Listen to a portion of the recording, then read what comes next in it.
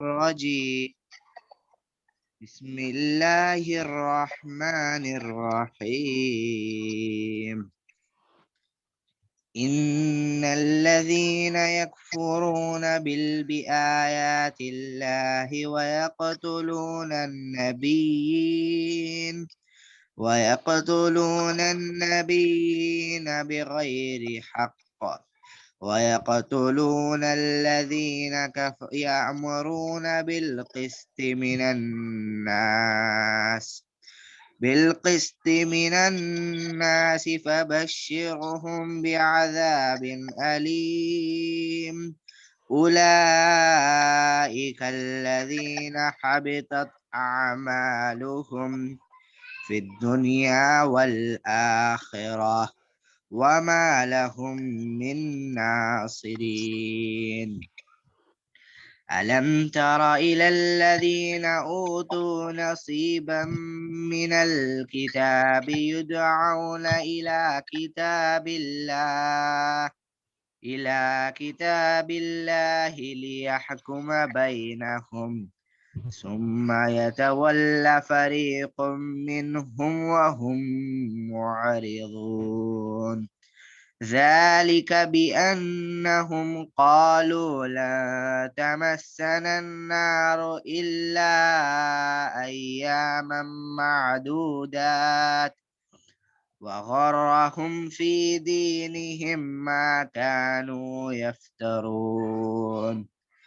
فكيف إذا جمعناهم ليوم لا ريب فيه ووفيت كل نفس ما كسبت وهم لا يظلمون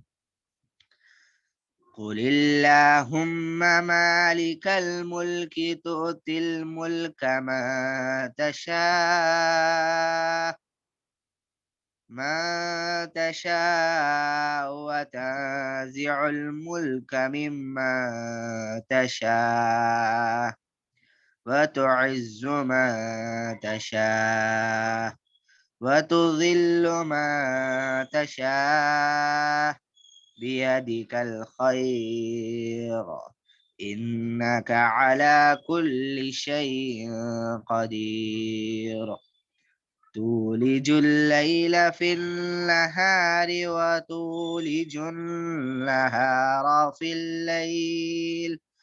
وتخرج الحي من الميت وتخرج الميت من الحي وترزق من تشاء بغير حساب لا يتخذ المؤمنون الكافرين أولياء من دون المؤمنين ومن يفعل ذلك فليس من الله في شيء إلا أن تتقوا منهم تقات ويحذركم الله نفسه ولله المصير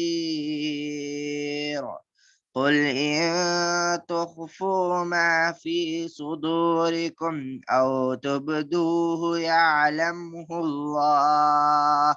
ويعلم ما في السماوات وما في الأرض والله على كل شيء قدير يوم تجد كل نفس ما عملت من خير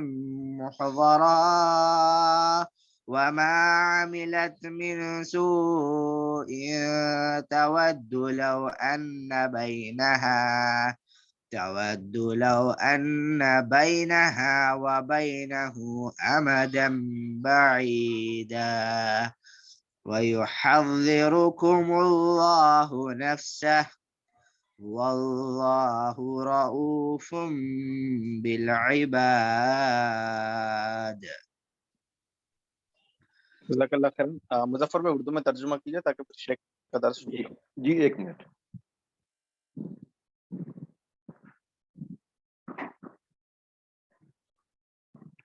بسم اللہ الرحمن الرحیم. جو لوگ اللہ تعالیٰ کی آیتوں سے کفر کرتے ہیں اور ناحق نبیوں کو قتل کر ڈالتے ہیں، اور جو لوگ عدل و انصاف کی بات کہے انہیں بھی قتل کر ڈالتے ہیں،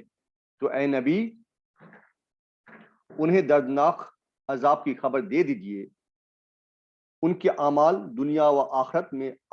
غارت ہیں اور ان کا کوئی مددگار نہیں۔ کیا آپ نے انہیں نہیں دیکھا جنہیں ایک حصہ کتاب کا دیا گیا ہے؟ وہ اپنے آپس کے فیصلوں کے لیے اللہ تعالیٰ کی کتاب کی طرف بلائے جاتے ہیں، پھر بھی ایک جماعت ان کی منہ پھیر کر لوٹ جاتی ہے۔ اس کی وجہ ان کا یہ کہنا ہے کہ ہمیں تو گئے چنے چند دن ہی آگ جلائی گئی۔ ان کی گہرائی باتوں سے نے انہیں ان کے دن کے بارے میں دھوکے میں ڈال رکھا ہے۔ پس کیا حال ہوگا جبکہ ہم انہیں اس دن جمع کریں گے جس کے آنے میں کوئی شک نہیں، اور ہر شخص اپنا اپنا کیا پورا دیا جائے گا اور ان پر ظلم نہ کیا جائے گا۔ آپ کہہ دیجئے، اے اللہ، اے تمام جہاں کے مالک، تو جسے چاہے بادشاہی دے اور جسے چاہے سلطنت چھین لے، اور جسے چاہے عزت دے اور جسے چاہے ذلت دے، تیری ہاتھ میں سب بھلائیاں ہے، بے شک تو ہر چیز پہ قادر ہے۔ تو ہی رات کو دن میں داخل کرتا ہے اور دن کو رات میں لے جاتا ہے۔ تو ہی بے جاندار سے جاندار پیدا کرتا ہے اور تو ہی جاندار سے بے جان پیدا کرتا ہے۔ تو ہی ہے کہ جسے چاہتا ہے بے شمار روزی دیتا ہے۔ مومنوں کو چاہیے کہ ایمان والے کو چھوڑ کر کافروں کو اپنا دوست نہ بنائے، اور جو ایسا کرے گا وہ اللہ تعالیٰ کی کسی حمایت میں نہیں، مگر یہ کہ ان کے شر سے کسی طرح بچاؤ مقصود ہو۔ اور اللہ تعالیٰ جو خود تمہیں اپنی ذات سے ڈرا رہا ہے اور اللہ تعالیٰ ہی کی طرف لوٹ جانا ہے، کہہ دیجئے کہ خواہ تم اپنے سینوں کی باتیں چھپاؤ خواہ ظاہر کرو، اللہ تعالیٰ بہرحال جانتا ہے۔ آسمانوں اور زمین میں جو کچھ ہے سب اسے معلوم ہے، اور اللہ تعالیٰ ہر چیز پہ قادر ہے۔ جس دن ہر نفس اپنی کی ہوئی نیکیوں کو اور اپنی کی ہوئی برائیوں کو موجود پائے گا، آرزو کرے گا کہ کاش اس کی برائیاں کے درمیان بہت ہی دوری ہوتی۔ اللہ تعالیٰ تمہیں اپنی ذات سے ڈرا رہا ہے، اور اللہ تعالیٰ اپنے بندوں پر بڑا مہربان ہے۔ اللہ جی مبین بھائی۔ جی شیخ، بسم اللہ۔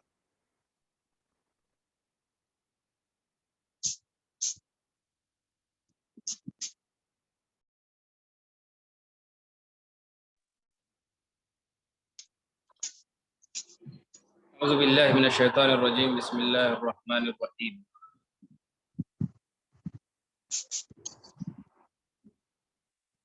تلاوت قرآن مجید اور ان آیات کا ترجمہ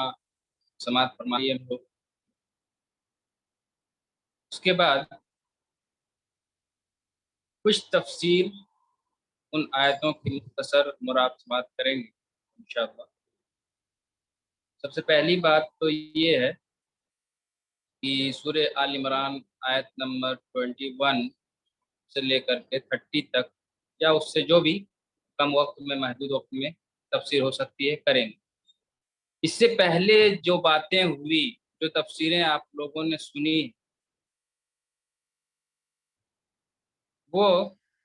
انہی آیتوں سے یہ بھی ریلیٹڈ، یعنی بنی اسرائیلیوں کا تذکرہ ہو رہا ہے،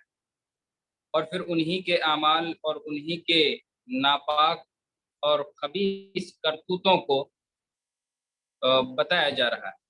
پہلی آیت 21 میں دیکھیے، اللہ رب العالمین نے فرمائی ان الذین یکفرون بآیات اللہ ویقتلون النبیین بغیر حق۔ اس میں 21 میں آیت نمبر 21 کے اندر اللہ رب العالمین نے بنی اسرائیلیوں کے 3 ناپاک ارادے اور 3 بڑا جرم کا اس کی بات بتائی۔ سب سے پہلی بات کہ وہ لوگ اللہ رب العالمین کی آیات کا انکار کرتے ہیں، دوسری بات، اللہ کے پیغمبروں کو، اللہ کے نبیوں کو ناحق قتل کر دیتے ہیں۔ اور نمبر 3 بتایا گیا وَيَقْتُلُونَ الَّذِينَ يَأْمُرُونَ بِالْقِسْطِ مِنَ النَّاسِ، ایک تو اللہ کی آیتوں کی نافرمانی کرتے ہیں، دوسرا ان کے نبیوں کو قتل کرتے ہیں، اور تیسرا جو لوگوں کو عدل کی طرف دعوت دیتے ہیں، عدل کی طرف بلاتے ہیں، ایسے لوگوں کو بھی وہ قتل کر دیتے ہیں۔ یہ 3 بڑے جرائم ہیں جو ان لوگوں میں عام تھا، اور شروع سے آپ لوگ سورہ بقرہ کی تفسیر بھی سن چکے ہوں گے۔ اس کے اندر بھی آپ نے کافی ساری ہٹ دھرمی، ضدی پنا بنی اسرائیلیوں کے اندر آپ نے سنی ہوگی کہ ان کے یہاں بے شمار اللہ رب العالمین کی نعمتیں انہیں اللہ رب العالمین نے عطا کیا، لیکن سب کی نافرمانی کر کے اور اللہ کے نبیوں کو قتل کر کے اور اللہ کے ساتھ اللہ کی آیتوں کا انکار کر کے اللہ رب العالمین کے ساتھ گویا ایک جنگ ان لوگوں نے مول لی۔ تو اللہ کے نبی کو حکم ہو رہا ہے فَبَشِّرْهُمْ بِعَذَابٍ عَلِيمٍ، بس ایسے لوگوں کو آپ دردناک عذاب کی خوشخبری سنا دیں۔ اچھا، یہاں ایک پوائنٹ کی بات یہ ہے کہ خوشخبری کسی اچھے چیز کی انسان کو دی جاتی ہے۔ مثال کے طور پر کسی کے یہاں بچے کی ولادت ہوئی تو لوگ کہیں گے کہ ہاں فلاں شخص کے یہاں بیٹا ہوا ہے، یہ خوشخبری ہوئی۔ لیکن اگر کسی کے بیٹے کا انتقال ہو جائے اور ہم کہیں کہ آپ کے لیے خوشخبری ہے فلاں کا بیٹا کا انتقال ہو گیا، تو گویا معاشرے کے اندر اس بات کو غلط تصور کیا جاتا ہے، جبکہ اللہ رب العالمین نے اپنے نبی کو یہ حکم دیا فَبَشِّرْهُمْ بِعَذَابٍ أَلِيمٍ، ان کو دردناک عذاب کی خوشخبری سنا دے۔ عذاب کی خوشخبری نہیں ہوتی ہے، یہ تو بدخبری ہو گئی، یہ تو بری خبر ہے، افسوسناک خبر ہے۔ لیکن اللہ رب العالمین نے یہاں تنزیہ، اس کو طنز کہتے ہیں، کہ گویا ان یہود و نصارہ اور بنی اسرائیلیوں کے اوپر طنز ہے کہ ان کے لیے دردناک عذاب کی خوشخبری سنا دیجیے آپ۔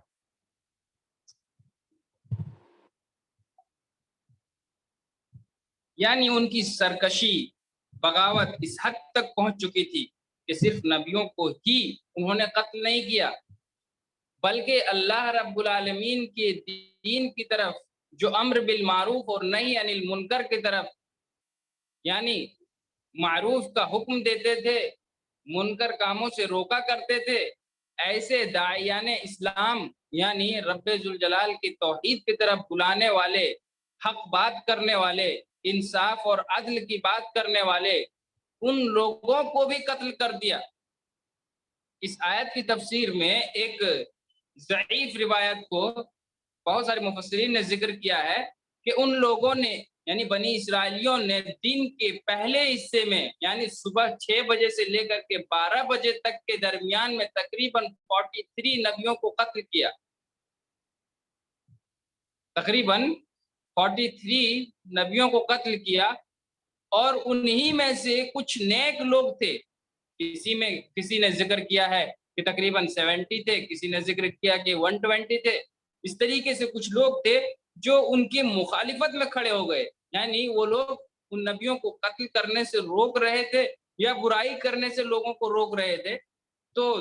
دن کے دوسرے پہر میں ان لوگوں کو بھی سارے لوگوں کو ختم کر دیا گیا۔ کہتے ہیں کہ یہاں ان لوگوں کا تذکرہ ہے، لیکن در حقیقت وہ بات صحیح نہیں ہے، لیکن یہ تو ضرور ہے، یہ تو کنفرم ہے کہ ان لوگوں نے نبیوں کو قتل کیا، جیسے کہ حضرت زکریا اور ان کے بیٹے حضرت یحییٰ، ایسے لوگوں کو ان لوگوں نے قتل کر دیا تھا، آرے سے چیر دیا تھا، ایسی بات تو آتی۔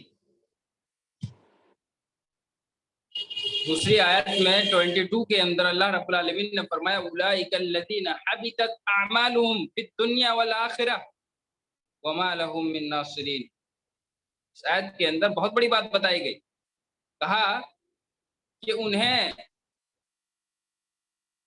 ان کے اعمال دنیا و آخرت میں غارت ہیں اور ان کا کوئی مددگار نہیں۔ ایسے لوگ، یہ تین کام یعنی وہ یہودی جن لوگوں نے ایسا کیا، کہا کہ ان کے اعمال دنیا کے اندر بھی برباد ہو گئے اور آخرت میں بھی برباد ہو جائیں گے۔ وَمَا لَهُم مِّن نَاصِرِينَ، اور اللہ رب العالمین نے فرمایا کہ ان کے لیے کوئی مددگار نہیں۔ یہ بڑا ہی افسوس کی بات ہے، قیامت کے دن تو ویسے ہی کوئی کسی کا مددگار نہیں ہوگا، لیکن ہمارے لیے نبی صلی اللہ علیہ وسلم کی شفاعت نصیب ہوگی امت محمدیہ کو، تو گویا شفاعت اور سفارش کرنا بھی ایک ہمارے اور آپ کے لیے مدد ہے۔ جہاں ہمارے پاس نہ مال ہوگا، نہ دولت ہوگا، نہ اور کچھ اللہ رب العالمین کو دینے کے لیے سوائے ہمارے پاس ہماری جو نیکیاں ہوگی، بس وہی، اس کے علاوہ کچھ بھی نہیں۔ اور اگر ہمارے پاس نیکیاں کم پڑ رہی ہیں اور ہمارے لیے جہنم کا فیصلہ ہو جائے گا، تو اللہ کے نبی صلی اللہ علیہ وسلم ہمارے لیے سفارش کریں گے پروردگار عالم سے، یہ میری امت ہے۔ گویا اللہ کے نبی کی سفارش کرنا ہمارے لیے، یہ ہمارے لیے مدد کا ذریعہ ہوگا، ہماری مدد ہوگی۔ لیکن ان لوگوں کے لیے کہا گیا وَمَا لَهُم مِّن نَاصِرِينَ، ایسے لوگوں کے لیے کوئی مددگار اور کوئی حامی و ناصر نہیں ہوگا۔ آگے اللہ رب العالمین نے فرمایا أَلَمْ تَرَ إِلَى الَّذِينَ أُوتُوا نَصِيبًا مِّنَ الْكِتَابِ، کیا آپ نے انہیں نہیں دیکھا جنہیں ایک حصہ کتاب کا دیا گیا ہے، وہ اپنے آپس کے فیصلوں کے لیے اللہ تعالیٰ کی کتاب کی طرف بلائے جاتے ہیں، پھر بھی ایک جماعت ان کی منہ پھیر کر لوٹ جاتی ہے۔ ان اہل کتاب سے مراد مدینے کے وہ یہودی ہیں جن کی اکثریت قبول اسلام سے محروم رہی، اور وہ اسلام، مسلمانوں اور نبی صلی اللہ علیہ وسلم کے خلاف مکروہ سازشوں میں مصروف رہے، حال یہ کہ ان کے 2 قبیلے جلا وطن اور ایک قبیلہ قتل کر دیا گیا۔ یہاں بھی اس آیت کے اندر بھی یہودیوں کا ہی اللہ رب العالمین نے ذکر کیا اور پوچھا سوالیہ انداز میں، أَلَمْ تَرَ إِلَى الَّذِينَ أُوتُوا نَصِيبًا، کیا ان لوگوں کو آپ نے نہیں دیکھا جس کو کتاب کا کچھ حصہ دیا گیا تھا؟ یہودیوں کو تورات ملی تھی، لیکن کتاب ملنے کے باوجود بھی وہ لوگ ایمان سے محروم رہے، ایمان نہ لا سکے، اور جب ان کو اللہ رب العالمین کی کتاب کی طرف دعوت دی جاتی تھی، اللہ رب العالمین کی طرف دعوت دیا جاتا تھا تاکہ وہ لوگ لِيَحْكُمَ بَيْنَهُمْ، تاکہ وہ آپس کے فیصلے اس کتاب کی روشنی میں کریں، تو وہ لوگ کیا کرتے تھے؟ ثُمَّ يَتَوَلَّى فَرِيقٌ مِّنْهُمْ وَهُمْ مُعْرِضُونَ، ان میں سے ٹولیاں اور جماعتیں، گروہ منہ پھیر لیتے تھے اور وہ لوگ انکار کرنے والے ہوتے تھے، انکار کر دیا کرتے تھے کہ ہم ایسی باتوں کو نہیں مانتے۔ حضرت عبداللہ بن عباس رضی اللہ تعالیٰ عنہ اس آیت کی شان نزول بیان کرتے ہوئے فرماتے ہیں کہ خیبر ایک دن ایسا ہوا کہ خیبر کے ایک یہودی کے ایک مالدار نوجوان نے ایک لڑکی سے زنا کر لیا، اور یہودیوں کے یہاں تورات کے اندر بھی زنا کرنے کا سزا جو مقرر کیا تھا تورات کے اندر جو ہے، اس میں بھی یہی ہے کہ ایسے آدمی کو پتھر سے مار مار کر کے سنسار کر دیا جائے، ہلاک کر دیا جائے۔ تو ان لوگوں نے اس بڑے اور مالدار آدمی کو اس طرح سے مارنا ناگوار ان لوگوں کو گزرا اور ناپسند ان لوگوں نے کیا، اور اللہ کے نبی کے پاس اس امید کے ساتھ اس کا فیصلہ، اس کا جھگڑا لے کر کے آئے کہ شاید اللہ کے نبی صلی اللہ علیہ وسلم بچا دیں گے، لیکن اللہ کے نبی صلی اللہ علیہ وسلم نے ان کے خلاف فیصلہ دیا، یعنی اللہ کے نبی صلی اللہ علیہ وسلم کا حکم ہوا کہ اس آدمی کو سنسار کر دیا جائے، مار کر کے ہلاک کر دیا جائے، کیونکہ ان کا سزا وہی بنتا تھا۔ لیکن یہودیوں نے انکار کیا اور کہا کہ یہ آپ نے ان کے اوپر ظلم کیا ہے۔ اللہ کے نبی صلی اللہ علیہ وسلم نے فرمایا کہ جاؤ تورات کو لایا جائے اور اس کو یہاں پڑھا جائے۔ یہودیوں کے ایک بڑے عالم عبداللہ بن یاسر، غالباً یاسر، عبداللہ بن یاسر تھے۔ عبداللہ بن سلام؟ نہیں، عبداللہ بن سلام نہیں، وہ یہودی کے عالم نہیں تھے، وہ تو صحابی ہو چکے تھے۔ تو عبداللہ بن یاسر غالباً ان کا نام تھا، انہوں نے کیا کیا، ان آیتوں کو پڑھتے جا رہے تھے، تورات کی پڑھ رہے تھے، اور جہاں سنسار والی آیت آئی، پتھر مار کر کے ہلاک کرنے والی آیت آئی، تو اس جگہ پہ اس طرح سے ہاتھ رکھ دیا۔ پھر اسی کے جسٹ پیچھے عبداللہ بن سلام رضی اللہ تعالیٰ عنہ کھڑے تھے، انہوں نے اس کا ہاتھ پکڑ کر کے ہٹایا اور اس سنسار والی آیت کو پڑھا اور لوگوں کو بتایا، تو فیصلہ بالکل واضح ہو گئی، اور پھر وہ لوگ ذلیل ہوئے اور پھر رسوا ہوئے، اور اللہ کے نبی صلی اللہ علیہ وسلم کو جو حکم ہوا تھا کہ ان کو مار کر کے ہلاک کر دیا جائے، تو اس آدمی کو وہ سزا مل گئی اور اللہ کے نبی کا وہ حکم نافذ ہو گیا۔ گویا تورات کے اندر بھی وہی حکم ہے جو شریعت محمدیہ کے اندر، یعنی اگر کوئی شادی شدہ انسان اگر زنا کا مرتکب ہو جاتا ہے تو اسے پتھر سے مار کر کے ہلاک کر دیا جاتا ہے۔ تو اس طریقے سے کہا کہ منہم وہم معرضون، کہ ان کو کتاب ملنے کے باوجود بھی وہ لوگ ہٹ دھرمی کرتے ہیں اللہ کے نبی صلی اللہ علیہ وسلم کی بات تو دور کی بات، خود ان کو جو کتاب ملی تھی اس کتاب کا بھی وہ لوگ منکر تھے۔ اس کتاب میں بھی ہیر و پھیر، رد و بدل اور اپنی من گھڑت باتیں جو ان کے دل میں اور جو ان کے من کے مطابق باتیں ہوا کرتی تھی، وہ اس پر وہ لوگ عمل کیا کرتے تھے۔ اللہ نے کیا بتایا، اس کے رسول نے کیا بتایا، اس سے اس کو کوئی غرض اور کوئی مطلب نہیں تھا۔ ذالک بانہم قالوا لن تمسنا النار الا ایاما معدودات وغرہم فی دینہم ما کانوا یفترون۔ اس آیت کے اندر بہت بڑی بات اللہ رب العالمین نے فرمایا، کہا کہ اس کی وجہ ہے ان کا یہ کہنا ہے کہ ہمیں تو گنے چنے دن،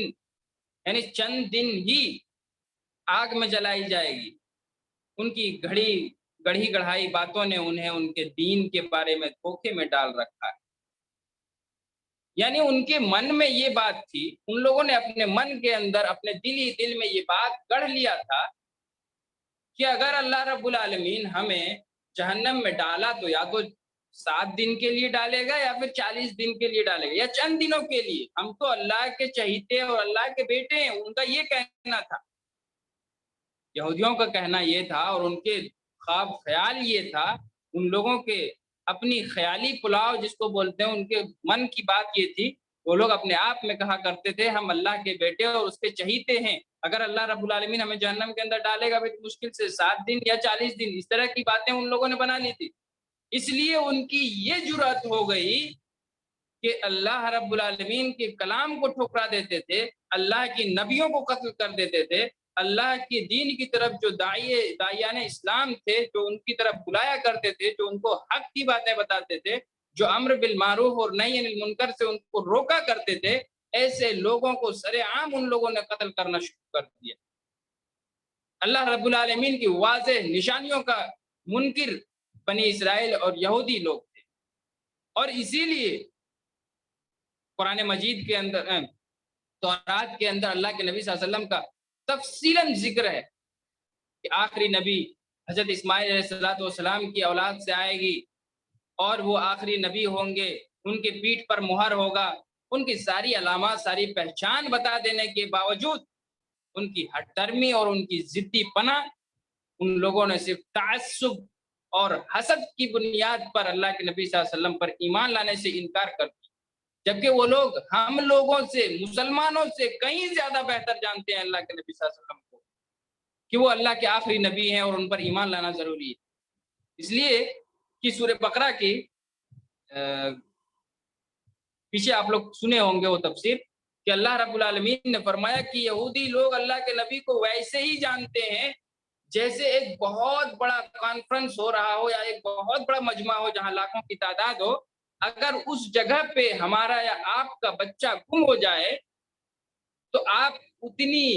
کثیر بھیڑ کے اندر بھی اپنے بچے کو پہچان سکتے ہیں کہ فلاں بچہ میرا ہے۔ ٹھیک اسی طریقے سے نبیوں میں آخری نبی کو یہودی لوگ ویسے ہی جانتے جیسے ہم ایک بھیڑ کے اندر اپنے بچے کو پہچان سکتے ہیں، لیکن اس کے باوجود ان کی ہٹ درمی اور ان کی ضد، ان کی ضدی پناہ کی وجہ سے وہ لوگوں نے اللہ کے نبی صلی اللہ علیہ وسلم پر ایمان نہیں لایا۔ جب وہ لوگ خود اپنی کتاب پر، وجہ یہ ریزن یہاں بتایا جا رہا ہے، ریزن یہ بتایا جا رہا ہے کہ ان لوگوں کے من کی بات یہ تھی کہ اگر ہم نافرمانی اللہ کی کر رہے ہیں تو بھی ہمیں پرواہ نہیں ہے، اس لیے کہ ہم مہینے دن 40 دن کے لیے 40 ڈیز کے لیے یا پھر ہفتے دن کے لیے 1 ہفتہ کے لیے جائیں گے، پرواہ نہیں، اتنا دن جل جائیں گے، پھر اس کے بعد آج آپ دیکھیے گا مسلمانوں میں بھی کچھ اس طرح کی خوش فہمیاں اور غلط تصورات اور کچھ ہمارے مقررین کی وجہ سے بھی لوگوں کے اندر غفلت آ گئی ہے، غفلت۔ بہت سارے بڑے بڑے علماء کرام ہیں، بڑے بڑے مقررین ہیں، جن کی خوش الہانی اور جن کی شیرینی زبان کی وجہ سے لوگ سنتے ہیں ان کو اور بڑی تعریفیں کرتے ہیں، اور ان کی تقاریر تو بہت سارے لوگوں کے لیے ہدایت کا ذریعہ بھی ہوتا ہے، اور بہت سارے لوگوں کے دل کے اندر سے خوف نکل جاتا ہے اللہ رب العالمین کا، اللہ رب العالمین کے وسعت، اللہ رب العالمین کی رحمت کے بارے میں جب وہ بیان کرتے ہیں تو ان کو لگتا ہے کہ ہم جیسے چھوٹے گنہگار کو اللہ رب العالمین کی اتنی بڑی جنت ہے تو ہم جیسے چھوٹے گنہگار کو اس میں کیوں نہیں ڈال لے گا، اور پھر وہ اللہ رب العالمین کے دین سے غفلت کرتے ہیں اور اعمال کو چھوڑ کر کے صرف تصورات اور صرف خیالات پر زندگی بسر کرتے ہیں۔ اس طریقے سے نماز گول، روزے گول اور ساری چیزوں کو چھوڑ کر کے وہ اللہ رب العالمین کے رحمت کی امید کرتے ہوئے ان ساری چیزوں کو چھوڑ دیتے ہیں اور اللہ رب العالمین کی نافرمانی میں اتر آتے ہیں۔ ہمارے اہل حدیث بھائیوں کے اندر بھی یہ خوش فہمی ہے، جس طریقے سے یہودیوں کے اندر خوش فہمی پھیل گئی تھی کہ ہم تو اللہ کے بیٹے اور اللہ کے چہیتے ہیں، اللہ رب العالمین اگر ہمیں جہنم میں ڈالے گا بھی تو صرف 7 دنوں کے لیے یا 40 دنوں کے لیے۔ اس طریقے سے ہمارے اہل حدیث بھائیوں کے اندر بھی یہ وہم اور یہ زعم اور یہ گمان پھیل گیا ہے کہ ہم تو اللہ کے نبی کے اور اللہ رب العالمین کے بھیجے ہوئے اصل شریعت پر ہیں، ہم شرک تو نہیں کر رہے ہیں۔ اللہ رب العالمین، اللہ کے نبی صلی اللہ علیہ وسلم نے فرمایا جو اللہ کے ساتھ شرک نہیں کرے گا، حدیث قدسی کی حدیث ہے کہ اگر ابن آدم آسمان اور زمین کا جو خلا ہے، بیچ میں جو درمیان ہے، اگر اتنا گناہ بھی لے کر کے آتا ہے تو میں ابن آدم کو معاف کر دوں گا، ایک شرط پر کہ وہ شرک میرے ساتھ نہ کر کے آئے۔ اگر ایسا کوئی انسان ہے جو شرک سے پاک ہے اور اللہ رب العالمین کے پاس بے شمار گناہ کا بوجھ لے کر کے حاضر ہوگا، پھر بھی اللہ رب العالمین نے انہیں معافی کا اعلان کیا۔ تو اس طرح کی باتیں سن کر کے ہمارے اہل حدیث بھائیوں کے ذہن اور دماغ کے اندر یہ گمان اور یہ زعم ہو گیا ہے کہ اب ہم چاہے نماز پڑھیں، روزہ رکھیں، زکوٰۃ دیں، حج کریں یا نہ کریں، اس سے کچھ بھی پرواہ نہیں ہے، اس لیے کہ اللہ رب العالمین کا وعدہ ہے۔ اس طرح کی غلط فہمیوں اور اس طرح کی غلط تصورات کی وجہ سے آج بے شمار لوگ غفلت کے شکار، جبکہ ایسا ہرگز نہیں ہونا چاہیے۔ دنیاوی مثال آپ لیجئے، اگر کوئی کسی شخص کے دل کے اندر یہ تڑپ ہے اور یہ چاہت ہے کہ ہم لاکھوں روپیہ کے مالک ہو جائیں، دن کے اندر ایک دن میں 1000 10,000 یا 5,000 یا 1,000 2,000 روپیہ کمائیں اور وہ گھر پر بیٹھا رہے، کچھ بھی نہ کرے، محنت کرنا ہی نہ چاہے، اور وہ کروڑ پتی بننے کا خواب دیکھ رہا ہے، اب بتائیے وہ بن سکتا ہے؟ ہرگز نہیں بن سکتا ہے۔ ٹھیک اسی طریقے سے آپ دین کی مثال لیجئے، اگر کوئی شخص عمل نہ کرے، محنت نہ کرے، اللہ اور اس کے رسول کی فرما برداری نہ کرے، اور پھر وہ اپنے دل کے اندر یہ ٹھان کر کے بیٹھا ہوا ہے کہ ہم جنتی ہیں یا ہم جنت میں جائیں گے، کیا یہ ممکن ہے کہ بغیر محنت اور بغیر عمل کیے ہوئے، بغیر نیک عمل، بغیر اللہ رب العالمین کی فرما برداری، بغیر اللہ کے رسول صلی اللہ علیہ وسلم کی اتباع کے ہم اور آپ جنت میں نہیں جا سکتے؟ تو گویا یہ غلط تصورات، یہ غلط فہمیاں اور یہ غلط واہیات باتوں پر سن کر کے اور ایسی باتوں پر دھیان لگا کر کے ہم اور آپ اللہ رب العالمین کی فرما برداری سے، رسول اللہ صلی اللہ علیہ وسلم کے اتباع سے دور نہ ہوں اور ان غلط تصورات پر ہم اپنی زندگی کو نہ گزاریں۔ وہی بات یہودیوں نے اپنی زبان سے کہا تھا کہ ہم چند دنوں کے لیے جہنم میں جائیں گے اور پھر جنت تو ہمارے لیے فکس ہے۔ آگے اللہ رب العالمین نے فرمایا فَكَيْفَ إِذَا جَمَعْنَاهُمْ فَكَيْفَ إِذَا جَمَعْنَاهُمْ لِيَوْمٍ لَا رَيْبَ فِيهِ وَوُفِّيَتْ كُلُّ نَفْسٍ مَا كَسَبَتْ وَهُمْ لَا يُظْلَمُونَ۔ بس کیا حال ہوگا جب کہ ہم انہیں اس دن جمع کریں گے جس کے آنے میں کوئی شک نہیں، اور ہر شخص اپنا اپنا کیا پورا دیا جائے گا اور ان پر ظلم نہ کیا جائے۔ آج تو دنیا کے اندر اللہ رب العالمین نے ہمیں زبان فری دی ہے، جو چاہیں جب چاہیں ان لمیٹڈ، نہ اس کے اندر ریچارج کی ضرورت ہے نہ اسے چارج کرنے کی ضرورت ہے، جو چاہیں جب چاہیں جیسے چاہیں بول سکتے ہیں، بول رہے ہیں۔ لیکن اللہ رب العالمین نے کہا کہ بتائیے اس دن کا کیا ہوگا جس دن کے آنے میں کوئی شک نہیں ہے، اور اس دن ہر شخص کو اس کے کیے کا بدلہ پورا دے دیا جائے گا۔ یہاں تو ہم اپنی زبان سے، بہت سارے لوگ ایسے ہیں معاشرے کے اندر اتنے بیچارے ہر دھرم ہو گئے ہیں اور دل کے اندر سیاہ نقطہ اور پورا دل کالا ہو چکا ہے کہ ان کی زبان سے یہاں تک کی بات نکل آتی ہے کہ سب لوگ جنت میں جائیں گے تو جہنم کون جائے گا۔ اس طرح کے غلط تصورات بھی آج معاشرے کے اندر پنپ گیا ہے۔ بہت سارے لوگ اس بات کو مذاق بھی بنا لیے۔ بہت سارے لوگوں کا یہ کہنا ہے، بہت سارے لوگ یہ بولتے ہیں معاشرے میں جہاں خصوصاً علماء کرام کا آنا جانا تھوڑا کم ہوتا ہے، ایسی جگہ پر ہم لوگوں نے تقریباً 2 سال تک دعوت کا کام کیا، تو اس کے اندر ایسی بھی باتیں سننے کو آئی کہ ہم کو جنت نہیں جانا ہے، ہم جہنم جائیں گے۔ کیوں؟ اس لیے کہ وہاں بڑے بڑے ہیرو جائیں گے، بڑے بڑے بادشاہ جائیں گے تو ہم ان لوگوں کے ساتھ رہیں گے۔ لوگوں کے تصورات دیکھیے، استغفر اللہ، نعوذ باللہ، اللہ ہم سب کو جہنم کے عذاب سے بچائے۔ در حقیقت بات یہ ہے کہ لوگ اللہ رب العالمین کی جو خوف تھا، اللہ کا جو عذاب ہے، ان عذاب سے انسان کا دل ڈر نہیں رہا ہے۔ کیوں؟ بتائیں آپ کو اس کی ریزن۔ آج سوشل میڈیا کا جو دور ہے نا، سوشل میڈیا کے اندر ایسے ویڈیوز اور ایسی باتیں بتائی جاتی ہے۔ اب دیکھیے یہودیوں کا کارنامہ، قبر میں کیسے عذاب ہوتا ہے اس کی ویڈیو بنا دیا ہے کہ قبر کے اندر ایسے بچھو آئے گا تو ایسے سانپ آئے گا تو ایسے ڈسے گا تو ایسے کاٹے گا۔ جہنم کا تصورات دے دیا ہے کہ ایسے آگ ہوگا، ایسے انسان جلے گا، ایسے ختم ہوگا۔ اس طریقے سے اتنے خطرناک اور اتنے ڈراؤنے ڈرامے اور فلم اور نہ جانے کیا سے کیا بنا کر کے رکھا ہے کہ انسان کا دل وہ سب چیزیں دیکھ کر کے انسان کا دل کٹھور ہو گیا۔ انسان کا دل ان چیزوں سے بے خوف ہو جاتا ہے، ڈر اس کے دل سے اللہ کا نکل گیا ہے یہ سب دیکھ کر۔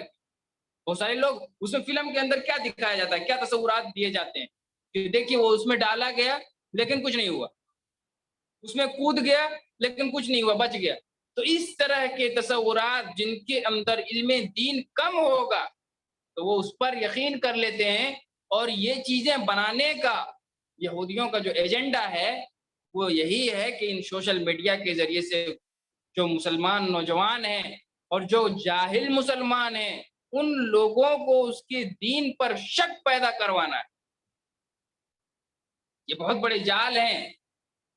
مسلمانوں کے لیے، یہ بہت بڑے جال ہیں، اس سے ہمیں اور آپ کو بچنا چاہیے۔ اس لیے اللہ رب العالمین نے فرمایا کہ اس دن کا عالم کیا ہوگا۔ یہ انسان جو غلط تصورات میں آج، غلط خیالات میں آج جی رہا ہے، یہاں تو خیر ٹھیک ہے دنیا کے اندر، لیکن قیامت کے دن یہ انسان اور یہ خواب خیالی میں جینے والے انسان قیامت کے دن بچ نہیں سکتے۔ اس دن اللہ رب العالمین کے عذاب جو جیسا کرے گا اس کو اس کا پورا بدلہ دے دیا جائے گا۔ پھر آگے اللہ رب العالمین نے فرمایا قل اللہم مالک الملک تؤتی الملک من تشاء وتنزع الملك ممن تشاء وتعز من تشاء وتذل من تشاء بيدك الخير انك على كل شيء قدیر۔ اس آیت کے اندر اللہ رب العالمین کی طاقت اور قدرت کاملہ کا ذکر ہے۔ اللہ رب العالمین کی طاقت کامل ہے، مکمل ہے، اور اس قدر ہے، اس قدر زیادہ ہے کہ آپ سوچ بھی نہیں سکتے۔ اللہ رب العالمین نے فرمایا آپ کہہ دیجئے اللہ اے تمام جہاں کے مالک، تو جسے چاہے بادشاہی دے اور جسے چاہے سلطنت، جس سے چاہے سلطنت چھین لے، اور تو جسے چاہے عزت دے اور جسے چاہے ذلت دے، تیرے ہی ہاتھ میں سب بھلائیاں ہیں، بے شک تو ہر چیز پر قادر۔ مثال کے طور پر انسان بڑے خواب و خیال میں رہتا ہے کہ ہم نے تو اتنے سارے پیسے کما لیے، اس قدر دھن دولت اللہ رب العالمین نے اسے نواز دیا کہ دنیا کے اندر اس نے جو حویلی بنایا وہ جنت نما بنا لیا، اور اس کے اندر زندگی گزار رہا ہے بے خوف ہو کر کے۔ اس نے سمجھ لیا کہ دنیا ہی کی زندگی اصل زندگی ہے، اس کے بعد اور کچھ نہیں ہے۔ سارے آلائش اور سارے آرام دہ چیزوں کو اس نے، مہنگے سے مہنگے برانڈ چیزیں اس نے خرید لی اور اپنے گھروں کو سجا لیا، اپنے سونے کی جگہ، بیٹھنے کی جگہ استعمال، اٹھنے بیٹھنے ہر چیز کو اس نے، ہر طرح کے آرام دہ چیزوں کو اس نے اپنا لیا، اور اس نے سمجھ لیا کہ یہی آخری زندگی، اس کے بعد کچھ بھی نہیں۔ جبکہ اللہ رب العالمین نے فرمایا کہ ایسے انسان کو بھی اللہ رب العالمین کب ذلیل کر دے، کب روڈ پر لا کر کے کھڑا کر دے، ہم اور آپ نہیں کہہ سکتے، ہم اور آپ نہیں کہہ سکتے ہیں۔ اس آیت میں اللہ تعالیٰ کی بے پناہ قوت و طاقت کا اظہار ہے۔ شاہ کو گدا بنا دے، گدا کو شاہ بنا دے، تمام اختیارات کا مالک وہی ایک پاک پروردگار عالم ہے۔ اللہ جسے چاہتا ہے بادشاہ بنا دیتا ہے، اور جسے چاہتا ہے اسے فقیر بنا دیتا ہے، ایک وقت کی روٹی کے لیے ترسا دیتا ہے۔ اللہ رب العالمین تو وہ ہے جس نے کیسر و کسرا کے بڑے سپر پاور طاقتوں کو چھین کر کے عرب کے حوالے، غلاموں کے حوالے کر دیا۔ اللہ کے نبی جتنے دنیا کے اندر نبی گزرے ہیں، قوم کے اندر بڑے بڑی چودراہٹ اور بڑے بڑے مالدار، بڑے بڑے مکھیا، سرپنچ اور M L A, M P کے عہدوں پر فائز لوگ تھے، لیکن اللہ رب العالمین نے ان لوگوں کو کسی کو نہیں چنا تو غریب خاندان کا بچہ، اور جن کے اخلاق، جن کی سچائی کے متضمن پوری قوم تھی۔ جیسے نوح علیہ السلام کو دیکھیے، مثال کے طور پر لیجئے کہ جب نوح علیہ السلام قوم کے نبی بنے اور اعلان کیا کہ انی رسول اللہ علیکم جمیعا انی لکم نذیر مبین، لوگوں میں تمہاری طرف کھلا ہوا ڈرانے والا ہوں، تو لوگوں نے کہا ارے نوح علیہ السلام یہ نوح نبی کب بن گیا؟ رات میں بنا کہ دن میں بنا؟ نبوت کب آئی اس کے پاس؟ یہ تو کل ہمارے ساتھ کھیل رہا تھا، پوری دن ہمارے ساتھ کھیلتا تھا، رہتا تھا، آج کہہ رہا ہے کہ ہم نبی ہیں تمہارے لیے۔ اس طریقے سے بہت سارے مذاق اڑانے والے لوگ۔ تو گویا اللہ رب العالمین جسے چاہتا ہے بادشاہت کا عہدہ عطا کرتا ہے، اور جسے چاہتا ہے اس عزت کو، اس مرتبے کو چھین کر کے کسی دوسرے کو عطا کر دیتا ہے۔ آپ 2005 کا آپ کو واقعہ یاد ہوگا، ممبئی کے اندر سیلاب آیا تھا۔ ہمارے استاد بتا رہے تھے، وہیں جب ہم لوگوں نے پڑھا تو بتا رہے تھے کہ بہت سارے ایسے لوگ تھے بیچارے جو کروڑ پتی تھے، لاکھ پتی تھے، لیکن سیلاب آنے کی وجہ سے راتوں رات وہ روڈ پر آ گئے تھے، ایک وڑا پاؤ کھانے کے لیے ترس رہے تھے۔ تو گویا اللہ رب العالمین کب کس سے کیا چھین لے اور کب کس کو کیا عطا کر دے، یہ کسی بھی شخص کے وہم و گمان تک کبھی نہیں کہ کون کب کہاں کیسے کس طریقے سے بدلے گا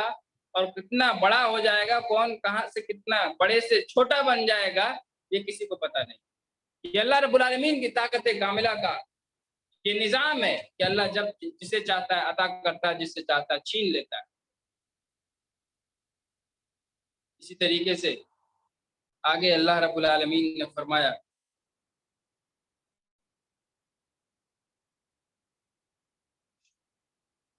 تولج اللیل فی النہار وتولج النہار فی اللیل وتخرج الحی من المیت وتخرج المیت من الحی وترزق من تشاء بغیر حساب۔ تو ہی رات کو دن میں داخل کرتا ہے اور دن کو رات میں لے جاتا ہے، تو ہی بے جان سے جاندار پیدا کرتا ہے اور تو ہی جاندار سے بے جان پیدا کرتا ہے، تو ہی ہے کہ جسے چاہتا ہے بے شمار روزی دیتا ہے۔ اس آیت کے اندر اللہ رب العالمین نے رات کو دن میں اور دن کو رات میں داخل کرنے کا مطلب موسمی تغیرات، یعنی موسم کے جو چینجنگ اور موسم کے اعتبار سے رات اور دن کو چھوٹا اور بڑا کرنا، جیسے سردیوں کے موسم میں دن چھوٹا کر دیا جاتا ہے، رات لمبی کر دی جاتی ہے، گرمیوں کے دنوں میں دن بڑا کر دیا جاتا ہے، رات چھوٹی کر دی جاتی ہے، یہ ساری چیزیں اس کے اندر ہیں۔ کبھی دن کا حصہ رات میں داخل کر دیتا ہے جس سے رات اور دن چھوٹے یا بڑے ہو جاتے ہیں۔ اور آگے اللہ رب العالمین نے اسی آیت کے اندر فرمایا وَتُخْرِجُ الْحَيَّ مِنَ الْمَيِّتِ وَتُخْرِجُ الْمَيِّتَ مِنَ الْحَيِّ، کہ تو ہی مردے سے زندہ نکالتا ہے اور زندہ سے مردہ نکالتا ہے۔ کیا مطلب ہوا مردے سے زندہ نکالنا؟ آئیے دیکھتے ہیں۔ جیسے نطفہ مردہ پہلے زندہ انسان سے نکالتا ہے، جیسے نطفہ مردہ پہلے زندہ انسان سے نکالتا ہے۔ ایک مرد ہے اپنی بیوی سے مجامعات کرتا ہے تو اس کے پشت سے جو نطفہ نکلتا ہے اور رحم مادر میں جاتا ہے وہ کیا ہوتا ہے؟ مردہ ہوتا ہے۔ تو گویا ایک زندہ انسان سے مردہ نکلا اور پھر وہ مردہ زندہ بن گیا۔ جیسے اللہ رب العالمین سورہ تبارک 29واں پارہ میں اللہ رب العالمین نے فرمایا خلق الموت والحیات، اللہ نے پہلے فرمایا موت کو پیدا کیا، بعد میں زندگی کو پیدا کیا۔ اس آیت کی بھی تھوڑی سی تفسیر یہ ہے، سمجھ لیجئے، پہلے موت کو بعد میں حیات، پہلے موت بعد میں زندگی، یعنی جب بچہ ماں کے پیٹ کے اندر رہتا ہے تو 120 دن تک یعنی تقریباً 4 مہینے تک وہ مردہ رہتا ہے، پہلی تاریخ سے لے کر کے 4 مہینے تک بچہ ماں کے پیٹ میں مردہ رہتا ہے۔ گویا اللہ رب العالمین نے جو فرمایا خلق الموت، اللہ رب العالمین نے موت کو پہلے پیدا کیا، والحیات اور بعد میں زندگی۔ 120 دن کے بعد اللہ کے حکم سے ماں کے پیٹ میں فرشتے آ کر کے بچے کے اندر روح پھونک دیتا ہے، اس کے بعد اس کے اندر حرکتیں آتی ہے اور پھر وہ ماں کے پیٹ میں ہاتھ پیر چلانا شروع کرتا ہے اور باقی چیزیں پھر بننا شروع ہو جاتی ہے۔ تو گویا پہلے اللہ رب العالمین نے موت کو پیدا کیا، بعد میں زندگی عطا کی۔ تو یہاں بھی آیت کے اندر ہے وَتُخْرِجُ الْحَيَّ مِنَ الْمَيِّتِ، جیسے نطفہ مردہ پہلے زندہ انسان سے نکالتا ہے پھر اس مردہ نطفے سے انسان، اسی طرح مردہ انڈے سے پہلے مرغی اور پھر زندہ مرغی سے انڈا مردہ یا کافر سے مومن اور مومن سے کافر پیدا ہوتا ہے۔ یعنی بتایا یہ گیا کہ مردہ چیز سے زندہ کیسے نکلا۔ مثال کے طور پر انڈا ہے، یہ مردہ ہے، لیکن اس سے جو بچہ نکلتا ہے، جو چوزا نکلتا ہے، وہ زندہ ہوتا ہے۔ تو اللہ رب العالمین نے کہا کہ اللہ مردے سے زندہ نکالتا ہے اور زندے سے بھی مردہ۔ تخرج الحی من المیت، مردے سے زندہ اور زندے سے مردہ۔ زندہ سے مردہ کیسے نکلا؟ مرغی کا جو انڈا نکلتا ہے وہ مردہ نکلتا ہے، مرغی جو انڈا دیتی ہے وہ انڈا مردہ ہے، لیکن جب اس سے بچہ نکلتا ہے تو وہ زندہ نکلتا ہے۔ وہ اس آیت کی پوری تفصیل وہی ایک انسان کا نطفہ اور مرغی کا انڈا اور مرغی کا بچہ ہے، اسی سے آپ پوری آیت کو سمجھ سکتے ہیں۔ اللہ رب العالمین نے فرمایا وَتُخْرِجُ الْحَيَّ مِنَ الْمَيِّتِ وَتُخْرِجُ الْمَيِّتَ مِنَ الْحَيِّ وَتَرْزُقُ مَن تَشَاءُ بِغَيْرِ حِسَاب، اور اللہ رب العالمین جسے چاہتا ہے بے شمار روزی اور کثرت کے ساتھ اسے روزیاں عطا فرماتا ہے۔ یہ چند آیت کی تقریباً 27 آیت تک تفسیر ہو گئی مختصر، جو مجھے مل سکا، اس لیے کہ میں گھر پر نہیں ہوں، باہر ہوں، تو بہت ساری کتابیں میری نہیں ہیں ساتھ، اس وجہ سے بہت ساری تفاسیر چھوٹ گئی ہیں۔ ویسے مختصر جو تفسیریں مجھے ملی آپ تک پہنچانے کی کوشش کیا۔ آگے 3 آیت بعد میں ہوگی، اس لیے کہ اس کی تفسیر تھوڑی سی بڑی ہے، لمبی ہے، اس میں تفصیل طلب چیزیں ہیں جس کو فی الوقت وقت بھی ہے، وقت کی وجہ سے اس کو بیان بھی کرنا مناسب نہیں ہے۔ انشاءاللہ نیکسٹ درس اگر مجھے موقع ملے گا تو میں کر دوں گا، یا پھر جو آپ کے استاد ہیں شیخ نیاز سنابلی صاحب وہ انشاءاللہ کریں گے۔ وجزاکم اللہ خیرا واحسن الجزاء۔ آپ لوگوں کو کچھ بھی اگر سوال ہے تو پوچھ سکتے ہیں اور